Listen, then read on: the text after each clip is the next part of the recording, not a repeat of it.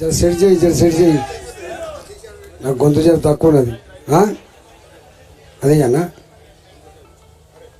అంతదా మరి?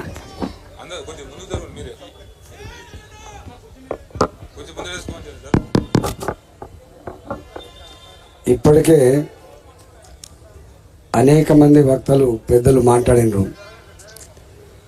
అలా మీ fire bond మాట్లాడిన తర్వాత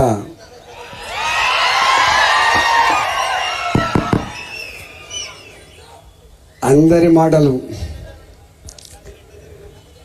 మాటలు అన్ని పార్టీల గురించి ఆయనే మాట్లాడిండు. ఈ కార్యక్రమానికి అధ్యక్షత వహించినటువంటి సంగమేశ్వర్ గారు, గౌరవనీయులు సిరిపూర్ కాగజ్నగర్ శాసనసభ్యులు మిత్రులు పాల్వాయి హరీష్ గారు, మా సహచరుడు మాజీ శాసనసభ్యులు రంగనందన్ గారు, ఈ పార్లమెంటు ప్రభారి బసవ లక్ష్మీనరసయ్య గారు,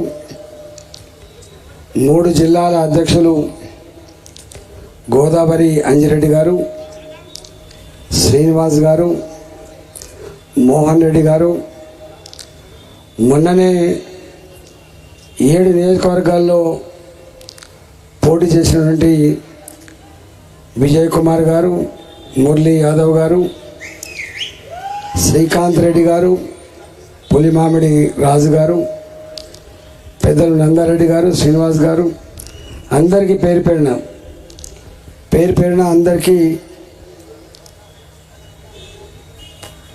నమస్కారం. భారత్ మాతాకి. నాకు కూడా మీ జిల్లాతో, మన జిల్లాతో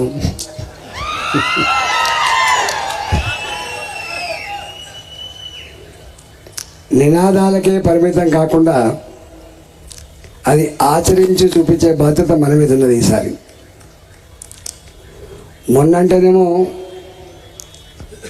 మంచి వాతావరణం ఉన్నప్పటికీ గోల్మాల్ చేసి తిమ్మిని బమ్మి చేసి సోషల్ మీడియాలో 100 కోట్ల రూపాయలు ఖర్చు పెట్టి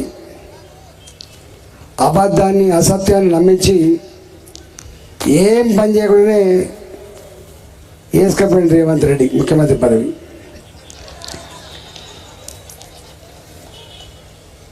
చీమలు పుట్టలు పెడితే ఎవరైతే సొచ్చిందే సొచ్చినట్టు అంటాను మరి మీరు. కానీ ఈసారి దేశమంతా అప్కీ బార్ 400 పార్. పార్టీ నినాదం కాదు ఇది, నాయకుల నినాదం కాదు ఇది, ప్రజా నినాదం.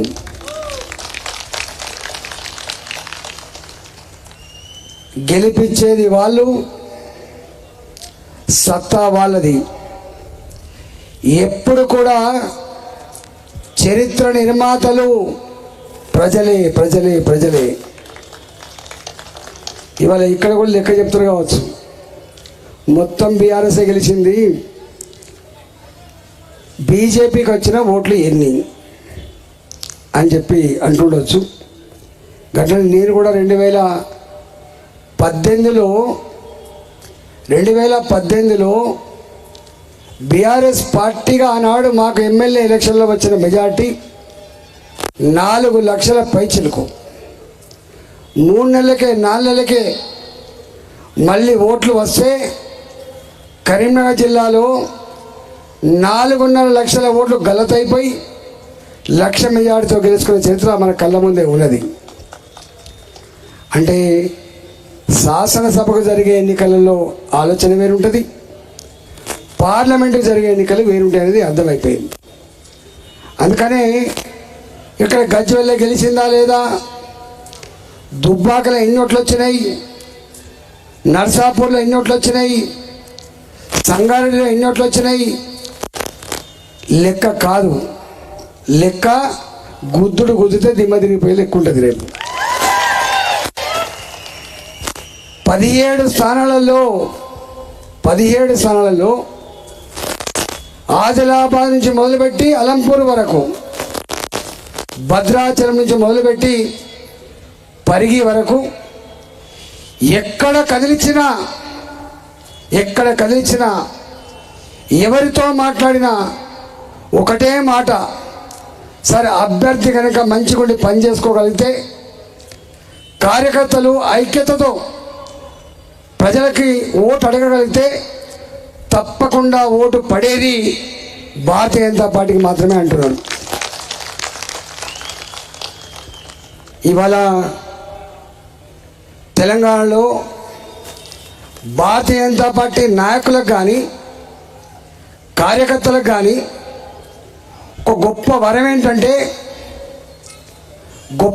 ఏంటంటే ఏ ఇంటికి పోయినా బీజేపీ బిడ్డ కూర్చో, ఛాయ్ తాగు బిడ్డ, తప్పకుండా మీకే ఓటేస్తాం బిడ్డ అంటాను వాళ్ళు. జనరల్గా ఓట్లకు పోయినప్పుడు వాళ్ళకి ఇష్టం లేకపోతే గడప దాటి వాళ్ళే వస్తారు, మంచిది మంచిది మంచిది అంటారు. దండం పెడితే దండం కూడా పెట్టరు, మంచిది మంచిది అంటారు, వెళ్ళకూడదు. కానీ ఈసారి ఆ వాతావరణం లేదు. మేము తెలంగాణ వ్యాప్తంగా ఒక సర్వే చేయించినాం ఎట్లా ఉండబోతుందని చెప్పి. ఇంత గమ్మత్తైన విషయం ఏంటంటే ఈ దఫా ఎన్నడూ ఓటు వేయని వాళ్ళు, రాజకీయాలంటే ఇష్టం లేని వాళ్ళు, నాయకుల పట్ల మంచి అభిప్రాయం లేని వాళ్ళు ఈసారి మాత్రం ఓటు వేయాలంటాను. ఎవరికి వేయాలి? మోడీ గారికి వేయాలి. నా మొత్తం 40 ఏళ్ళ చరిత్రలో అట్లాంటి సెక్షన్స్ వాళ్ళంతటా వాళ్ళే మీటింగ్ పెట్టుకొని మేము మోడీ గారికి ఓటేస్తామనేటువంటి చరిత్ర ఇంతవరకు చూడలే. ఒక కౌన్సిలర్, ఒక కార్పొరేటర్, ఒక సర్పంచ్, ఒక ఎమ్మెల్యే ఒక్కసారి గెలిచిన తర్వాత రెండవసారి ఓటు వేయాలంటే జోకేస్తారు, తూచేస్తారు ఓటు. అంత ఈజీ కాదు. కానీ మోడీ గారు 2014లో గుజరాత్ రోల్ మోడల్ ఈ దేశానికి చేస్తా అని చెప్పి ఒక మాట ఇస్తే, సంకీర్ణ రాజకీయాలకు తావు లేకుండా, సంకీర్ణ రాజకీయాల్లో దేశం అధోగతి పాలైందని చెప్పి భావించి స్టబ్బర్న్గా ఉండాలంటే, కాంక్రీట్గా ఆలోచన చేయాలంటే ఇవాళ సంపూర్ణమైన మెజార్టీ ఇవ్వాలని చెప్పి ఆనాడు భారతీయ జనతా పార్టీ ఎలోన్ గెలిచిన సీట్ల సంఖ్య 273. ఎన్డీఏ గెలిచింది 300 పైచిల సీట్లు గెలిచింది. 5 ఏళ్ళు అయింది. ఇప్పటి వాళ్ళ లెక్క కేసీఆర్ లెక్క హామీలు ఇవ్వలే. రేవంత్ రెడ్డి లెక్క 66 హామీలు 6 గ్యారెంటీలు ఇవ్వలే. ప్రజలారా, నేను 5 ఏళ్ళు పాలించిన మీ బిడ్డగా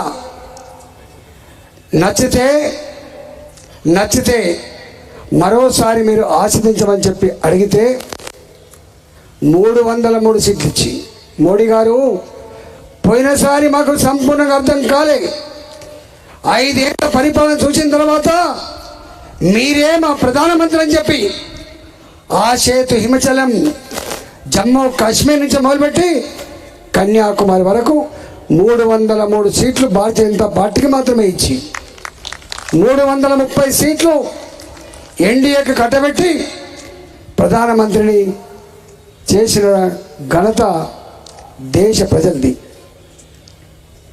ఇవాళ 10 ఏళ్ళ తర్వాత వ్యతిరేకత ఉండాలి, యాంటీ ఇన్కంబెన్స్ అంటారు.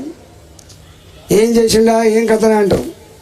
కానీ ఏమంటారు ప్రజలు? ఈసారి మాత్రం భారతీయ జనతా పార్టీ ఎలోన్ 370 సీట్లు, ఎన్డీఏ ఇంతకుముందు చెప్పినట్టుగా అప్కి బార్ 400 పార్. ఇవాళ అందులో తెలంగాణ నుంచి 12 సీట్లు వస్తాయని నేను చెప్తలేను, రఘునందన్ చెప్తలేడు, ప్రతి సర్వే చెప్పుతున్నటువంటి మాట. ఈసారి ఏ సర్వే సంస్థలకు అందని ప్రజల అంతరంగం 13వ తారీఖు నాడు ఓట్ల రూపంలో వేస్తే 4వ తారీఖు నాడు, జూన్ 4వ తారీఖు నాడు మాత్రమే తెలంగాణ ప్రజల అంతరంగం ఏందో ప్రపంచానికి, దేశానికి అర్థమయ్యే రోజు అని చెప్పి మనం చేస్తూ ఉన్నాం. ఇప్పటిదాకా బీఆర్ఎస్ గురించి చెప్పిండు, నేను దాని గురించి చెప్పను, ఇక అయిపోయింది, చెప్పింది కాబట్టి మళ్ళీ అక్కర్లేదు. కాంగ్రెస్ పార్టీ ఎన్ని చెప్పిండే ఆ పార్టీ పిట్టలతో చెప్పినట్టు చెప్పిండు, గడగడగడ గంట కొట్టినట్టే చెప్పిండు. ఏమన్నాడు? ఓ ఆడబిడ్డలారా, నాకు ఓటై ప్రమాణ స్వీకారం చేస్తా, ఇట్లా తెల్లార సంతకం పెడతా. ఏం పెడతాడు? 2500 రూపాయల మహిళలకు భృతి ఇస్తా. నాకు అర్థం కాలే, ఆమె ఇచ్చినాడు. నేను ఎన్నికల పచ్చాలు తిరిగి సరిగా చూడలే, కానీ తర్వాత అర్థమైపోయింది. 44 లక్షల మందికి పెన్షన్ ఇవ్వడానికి నెలకు 2000 రూపాయలు చొప్పున 11 నుంచి 12,000 కోట్ల రూపాయలు ఖర్చు అవుతుంది. కానీ తెలంగాణ జనాభా 4 కోట్ల పైన, 4 కోట్ల పైన.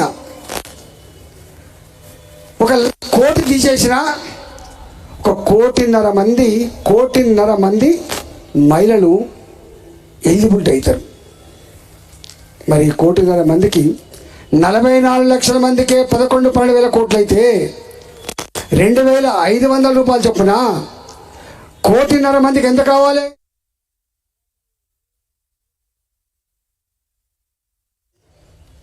40,000 కోట్లు. నేను ఆర్థిక మంత్రి చేసిన అమ్మో అనిపిస్తుంది నాకు, ఎందుకంటే నాకు 5,000 కోట్లు కూడా దిక్కు లేవు కాబట్టి. ఒక్క మహిళలకు ఇచ్చేటువంటి భృతి దాని విలువ 40,000 కోట్లు. ఇంకేమన్నాడు? కేసీఆర్ ఏమి ఇచ్చిండా? 10,000 రూపాయలు ఇచ్చాడు. నేను 15,000 రూపాయలు ఇస్తా, ఎకరానికి 15,000 రూపాయలు ఇస్తా. 10,000 రూపాయలకే 14,000 కోట్లు అయింది. 15,000 రూపాయలకి ఎంత కావాలి?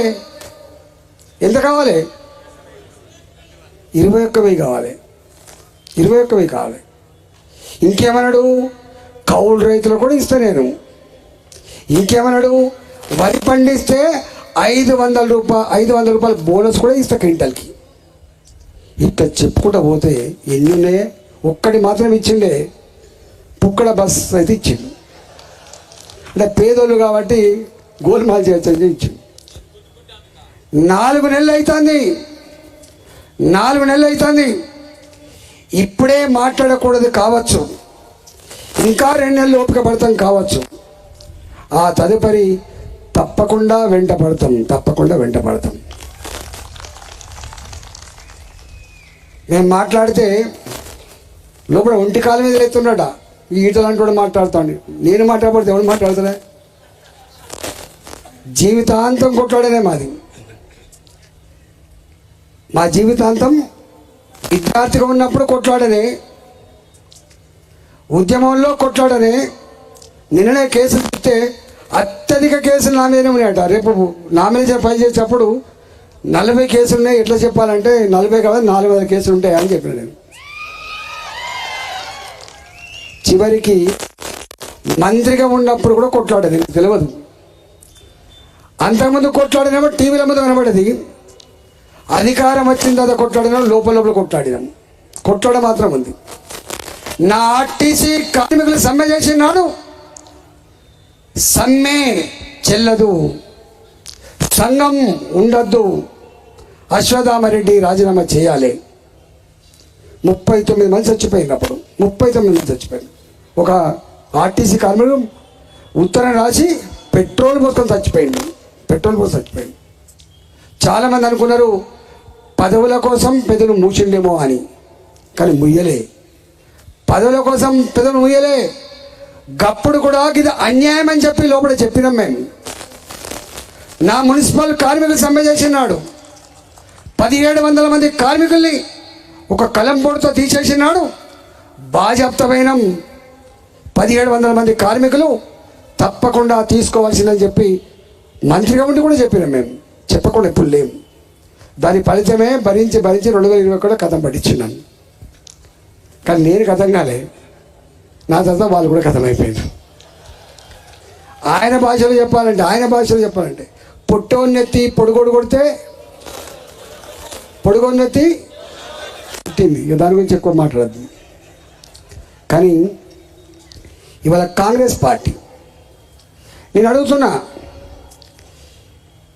గ్రామాలలో ప్రాజెక్టులలో నీళ్ళు ఉన్నప్పటికీ కూడా అక్కడక్కడ మేనేజ్మెంట్ చేయడంలో విఫలమై ఒక దగ్గర నుంచి ఒక దగ్గర తీసుకొచ్చి అటో ఇటో చేసి మెయింటైన్ చేయక మొట్టమొదటిసారిగా పంటలు ఎండిపోయినాయి. కోమటిరెడ్డి వెంకరెడ్డి గారు ఏం చెప్పిండ్రు? లాగ్ బుక్కులు చూద్దామా, ఎన్ని గంటల కరెంట్ ఇస్తారని చెప్పిండు. వస్తుందా కరెంట్? అంతకంటే గొప్పగా వస్తుందా? నా మెదక్ జిల్లాలో కోళ్ళ ఫారాలు ఉంటే నేను లెక్క తీస్తే అంతకుముందు 4 గంటలు నడిచిన జనరేటర్లు 10-12 గంటలు నడిచే పరిస్థితి వచ్చిందని చెప్తున్నాను. మంచిగా అయిందా చెడ్డగా అయిందా? బాగుపడ్డదా చెడ్డదా? ఇవాళ మేము అనుకున్నాం రేవంత్ రెడ్డి గారు గివీటి గురించి దృష్టి పెడతారని చెప్పి అనుకున్నా.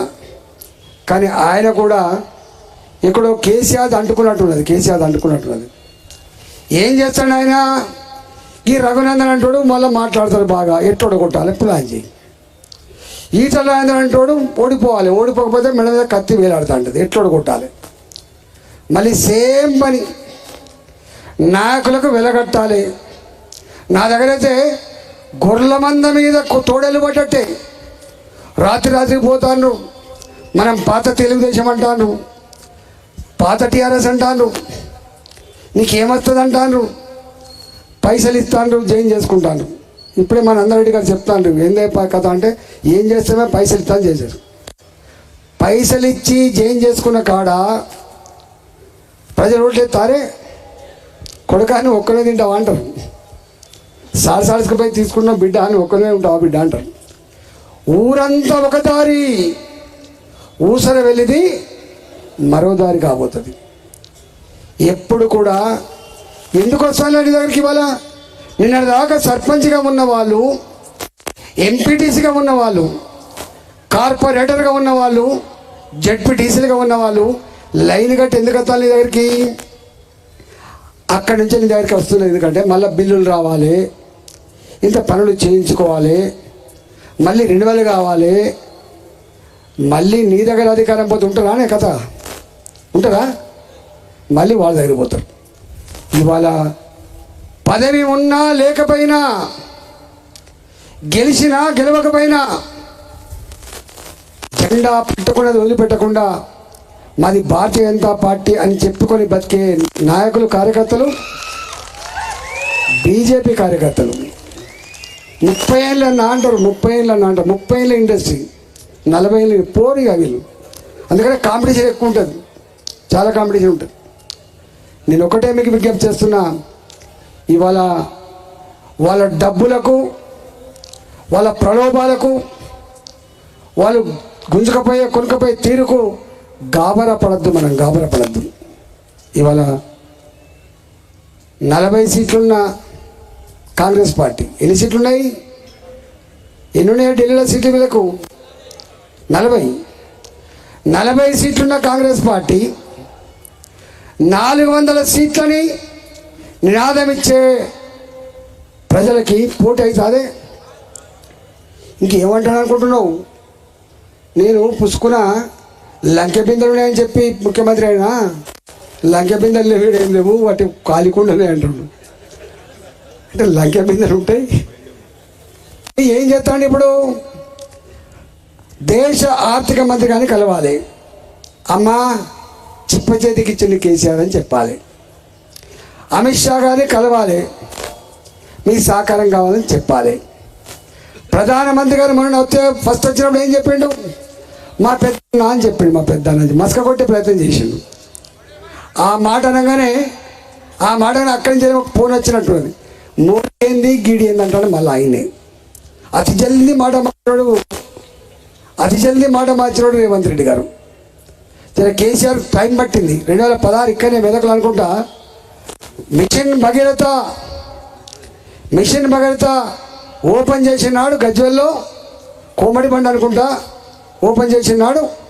మోడీ గారు మీ అంత గొప్ప నాయకుడు ఎవరు లేరు, మీరు ఎక్కడ కూడా కరప్షన్ లేకుండా యాసిల్ ఫ్రీ గవర్నమెంట్ నడుపుతూ ఉన్నారు, మీకు సల్యూట్ చేస్తున్నా అని చెప్పి మీరు మీ ఆశీర్వాదం మాత్రమే తెలంగాణ కావాలని చెప్పిండు.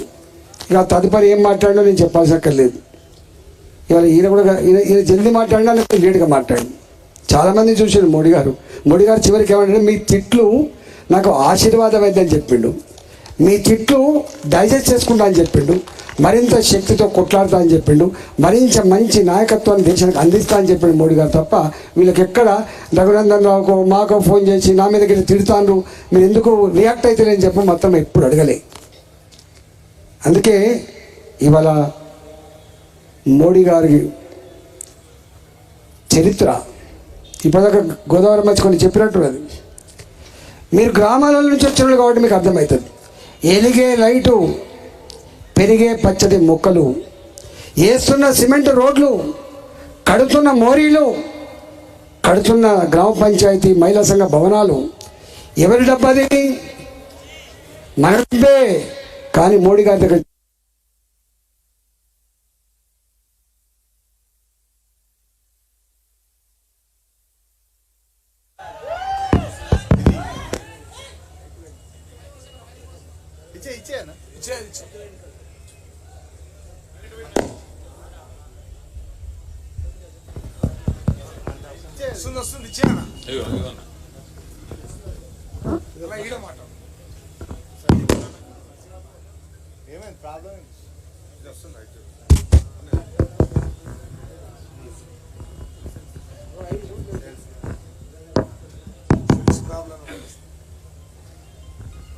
మోడీ గారు ఎప్పుడు నేనిచ్చినాను మాత్రం అన్నాడు. చివరికి నీ గ్రామ పంచాయతీలో పనిచేసే సిబ్బందికి వచ్చే జీతభత్యాలు కూడా ఎక్కడి నుంచి వస్తున్నాయి? 15th finance commission per capital income. Even మున్సిపాలిటీలలో కూడా గక్కడి నుంచి వస్తున్నాయి. ఇవాళ 10 ఏళ్ల కాలంలో బుక్ ఇచ్చిండ్రు. 1-2-3 విషయాలు చెప్తా. 1947 to 2014 మనం వేస్తున్న సిమెంట్, మనం వేసిన నేషనల్ హైవేస్ అంటే 65 సంవత్సరాల కాలంలో ఎన్ని కిలోమీటర్ల హైవేస్ వేసినామో 10 ఏళ్ల కాలంలో గన్ని కిలోమీటర్ల హైవేస్ వేసిన చరిత్ర నరేంద్ర మోడీ గారి ప్రభుత్వాన్ని. ఆనాడు 11 కిలోమీటర్స్ పర్ డే కొత్త రోడ్లు, ఇవాళ 37 కిలోమీటర్స్ పర్ డే మోడీ గారి హయాంలో. మీరు ఎప్పుడైనా పోయి చెర్లపల్లి రైల్వే స్టేషన్ చూసిరండి. సికింద్రాబాదు, కాచిగూడ, నాంపల్లి ఎయిర్పోర్ట్లను తలపించే మోడ్రన్ రైల్వే స్టేషన్ నిర్మాణం మోడీ గారి హయాంలో జరుగుతామని చూసిరండి. ఎప్పుడైనా పోయి కంపు కొట్టే రైలు లేవు, ఇలా కంపు కొట్టే రైలు లేవు. వందే భారత్ రైలు వచ్చినాయి. 8 గంటల ప్రయాణంలో 4 గంటలకే చేర్చే పరిస్థితి వచ్చింది. ఉన్నాయా నీ రైల్వే స్టేషన్లలో మలమూత్రాలతో కంపు కొట్టే పద్ధతి? ఉన్నాయా? లేవి. అలా మేము తెలంగాణ ఉద్యమంలో ఆ పట్టాల మీద కూర్చోవాలంటే కంపు వాసన వచ్చేది, కానీ వాళ్ళు లేదు. అది ఇవాళ అన్నిటికంటే గొప్పది చెప్తున్నాను. హైదరాబాద్లో తిరుగుతున్నా కాబట్టి అంటున్నారు వాళ్ళు. హైదరాబాద్లో తిరుగుతున్నప్పుడు వాళ్ళు అంటున్నారు, అయ్యా ఇదంతా పక్కకు పెట్టే బిడ్డ, మా భర్త బయటికి వెళ్ళినప్పుడు, మా కొడుకు బయటికి వెళ్ళినప్పుడు జాగ్రత్త బిడ్డ అని చెప్పేది అంటున్నారు. అని ఏమంటారు వాళ్ళు? ఒకప్పుడు లుంబిని పార్కులో బాంబులు పేలితే అభం శుభమే తెలియని పిల్లలు చనిపోయినరు. సాయిబాబా గుడి దగ్గర బాంబులు పేలితే తెగిపడ్డ కంటాలు, ఎగిసిపడ్డ మాంసం ముద్దలు చూసింది హైదరాబాద్. నా దిల్సుఖ్నగర్లో జనసమ్మర్దమైన దాంట్లో బాంబులు పెడితే ఇప్పటికీ చనిపోయిన వాళ్ళు చనిపోగా బతికిన వాళ్ళకు కూడా చేతులు లేని వాళ్ళు, కళ్ళు లేని వాళ్ళు, కాళ్ళు లేని వాళ్ళు ఉన్నారు బిడ్డ. ఇవాళ గోకుల్ చాట్ లేదు, సాయిబాబా మందిరం దగ్గర పేలే బాంబులు లేవు. ప్రశాంతత వచ్చింది మోడీ గారి నాయకత్వంలో. జమ్మూ అండ్ కాశ్మీర్, సియాచిన్, లేహ్ మంచు కొండలలో మన పిల్లలు సైనికులుగా ఉంటే పోయి పనిచేయాలి అక్కడ. ఎప్పుడు ఏ బిడ్డ శవం ఊళ్ళకు తెలియని పరిస్థితి, ఎక్కడ దొంగ దెబ్బ కొడుతుందో తెలియని పరిస్థితి. గలాంటి జమ్మూ అండ్ కాశ్మీర్ అక్కడ ఇవాళ దొంగ దెబ్బలు లేవు, బాంబు పేలులు లేవు, బుల్లెట్ల గాయాలు లేవు. చివరికి పాకిస్తాన్లో ఉన్న బల్చిస్తాన్, పాకిస్తాన్ ఆక్యుపైడ్ కాశ్మీర్లో కూడా మేం కూడా భారత్లో భాగమైతే బాగుండనే నినాదం వస్తుంది. గది మోడీ సాధించిన విజయం. ఒకే దేశం ఒకే చట్టం ఆనాడు నినాదం, ఇవాళ అది రియాలిటీ గుర్తుపెట్టుకోండి. ఒకప్పుడు భారతదేశం పేద దేశం, చాలామంది మేధాలు ఎప్పుడు పట్టుకుంటుండేది ఏమనేది, ప్రపంచ బ్యాంకు దగ్గర మోకరిల్లింది దేశం, ప్రజలను తాకట్టు పెట్టిన దేశం, బంగారం కుదపెడుతుంది తప్ప జీతాలు ఇవ్వలేని దేశం. అలాంటి దేశం 11వ ఆర్థిక వ్యవస్థ నుంచి 5వ ఆర్థిక వ్యవస్థకు వచ్చింది. ఇవాళ 3వ ఆర్థిక వ్యవస్థగా తీర్చిదిద్దా అని చెప్తున్నాడు. అంతేకాదు, make in India, made in India. నీ చేతిలో ఉన్న సెల్ ఫోన్, నీ ఇంట్లో ఉన్న టీవీ, నువ్వు వాడే ఫ్రిడ్జ్ ఒకప్పుడు made in Japan, made in China.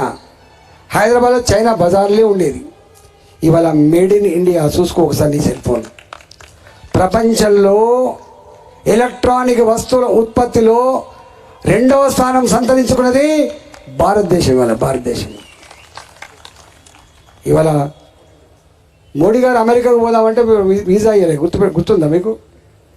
Visa ఇవ్వలే, పాస్పోర్ట్ రద్దు చేయాలని చెప్పిండ్రు.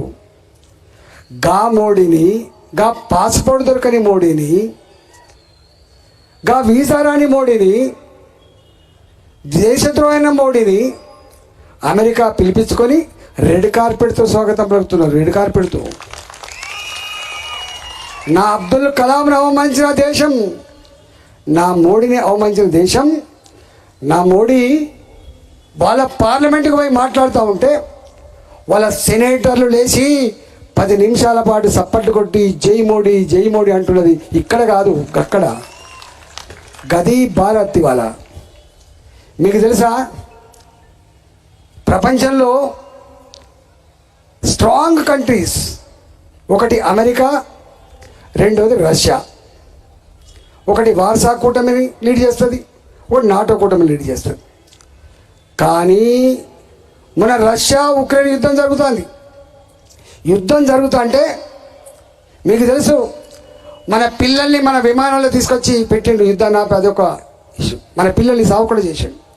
కానీ మొన్న మనకు ఎన్నికలు అవుతుంటే ఇరు దేశాల అధ్యక్షులు, Russian president, Ukraine president phone చేసి ఉత్తరం రాసి, మోడీ గారు మీ ఎన్నికలు అయిపోయిన వెంటనే మా 2 దేశాలను కూర్చోబెట్టి మా యుద్ధాన్ని ఆపించే ప్రయత్నం చేయమని చెప్పారు. అంటే ఎక్కడి రష్యా, ఎక్కడి భారత్, ఎక్కడి రష్యా, ఎక్కడి భారత్. ఇట్లా చెప్పుడు పోతూ ఉంటాయి. మన బిడ్డ అభినందన్ పాకిస్తాన్లో పొరపాటున దొరికిపోతే ఎట్లా కొట్టింది మనని, 24 గంటలు టైం ఇస్తున్నా. నా అభినందన్ 140 కోట్ల ప్రజలు గర్వపడే బిడ్డ. వాపస్ పంపమంటే వాపస్ పంపించింది పాకిస్తాన్ అభినందన్ని. అందుకే దేశంలో ఉన్న యువత మోడీ మోడీ ఎందుకంటే అన్నారు, 73 సంవత్సరాల మా తాత ఆలోచనలో మాత్రం 25 సంవత్సరాల పిల్లగాని లెక్క చేస్తారని చెప్పింది. మన 8 మంది నేవీ సైనికుల్ని వాళ్ళకు ఉరిశిక్ష పడ్డది. రద్దు చేయించిండు, కారాగార శిక్ష పడ్డది రద్దు చేయించిండు.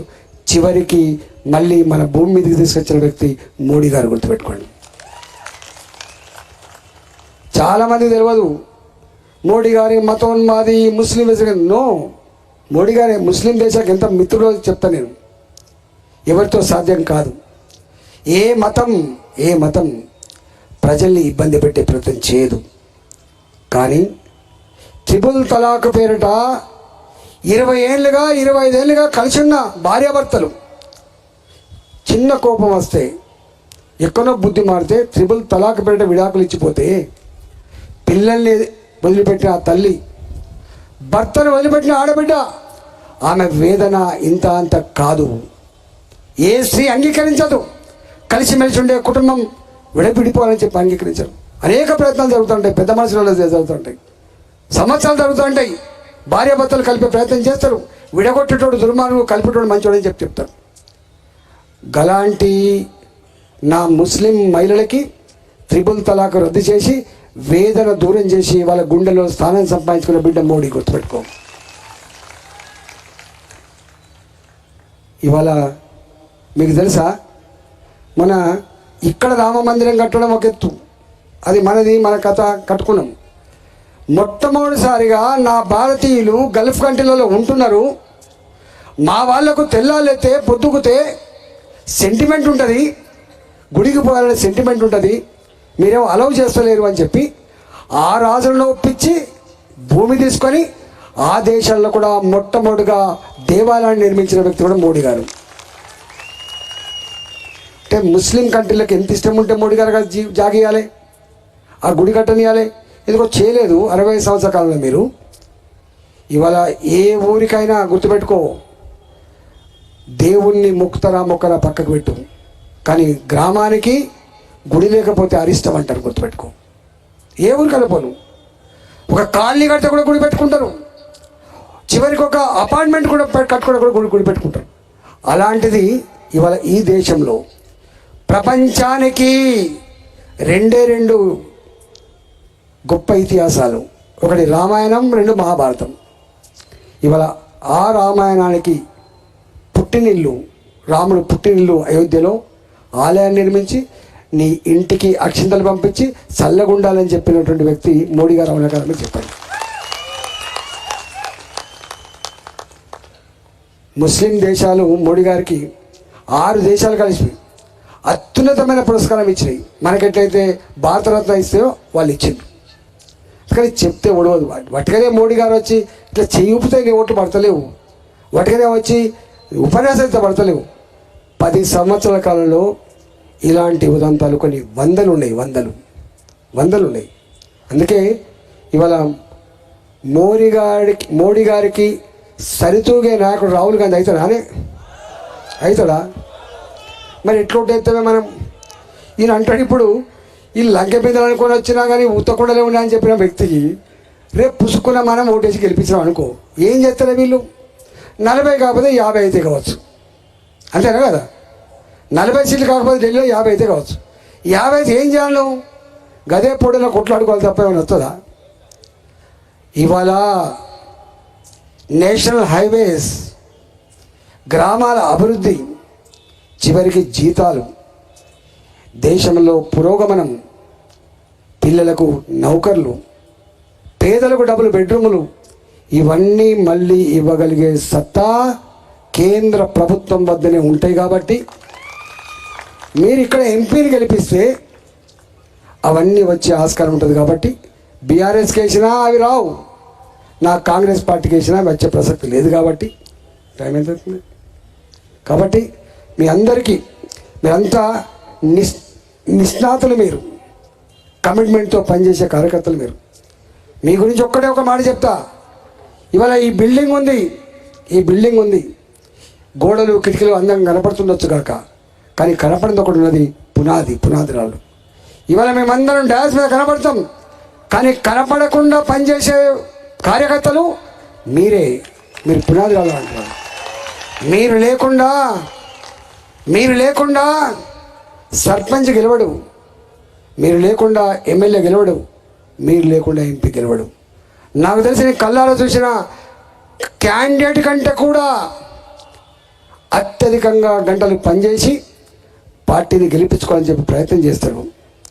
దానికి కారణం నాయకుడిని మాత్రమే కాదు చూసి నా పార్టీ అనేటువంటి ప్రేమ, నేను గెలవాలనేటువంటి తపన దానికి. కాబట్టి మీరందరూ ఇవాళ ఈ పార్లమెంట్ ఇది మెదక్, ఇవాళ భువనగిరి, చేవెళ్ళ, ఇవన్నీ అర్బన్ కాన్స్టిట్యున్సీలు, ఇక్కడ బాగా ఎఫెక్ట్ ఉంటుంది. కాబట్టి తప్పకుండా పటాన్ చెరువు కావచ్చు, సంగారెడ్డి కావచ్చు, నరసాపూర్ కావచ్చు, ఇట్లా కేక వేస్తే హైదరాబాద్ కనబడింది. కాబట్టి తప్పకుండా గొప్ప మెజారిటీతో పార్టీని గెలిపించడంలో మీరంతా కృషి చేయాలని చెప్పి మనవి చేస్తూ